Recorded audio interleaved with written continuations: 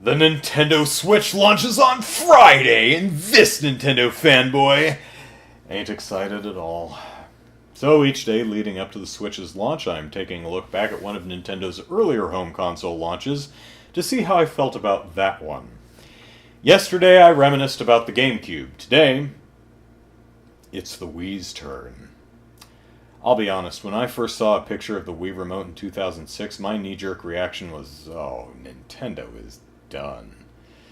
Of course, that was based solely on the pic. I soon learned that the remote had pointer and motion functionality, in addition to an analog stick and 2 more buttons via the nunchuck attachment. I thought, well, okay, maybe this will revolutionize the way we play games. So I went to E3 that year, and the first live demo I saw featured a guy using 2 remotes to play a virtual drum set.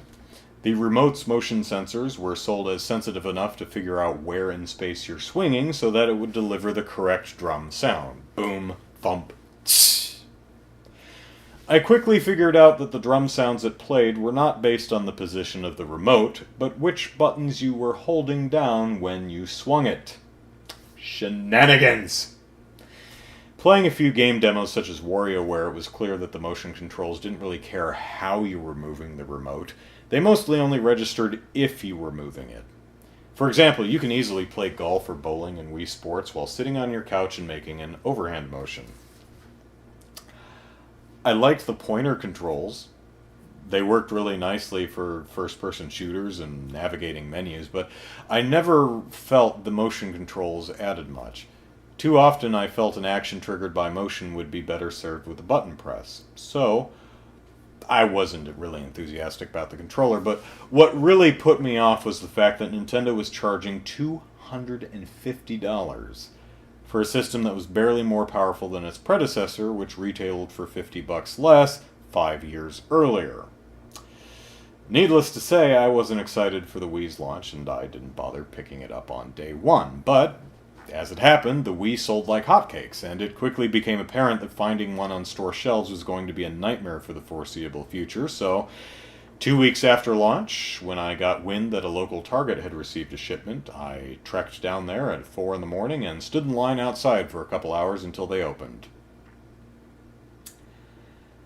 I wasn't really bowled over by the Wii's launch selection either. I didn't care about Wii Sports, and I bought Twilight Princess on the GameCube because I couldn't brook the fact that Nintendo unnecessarily mirrored the entire game to make Link appear right-handed.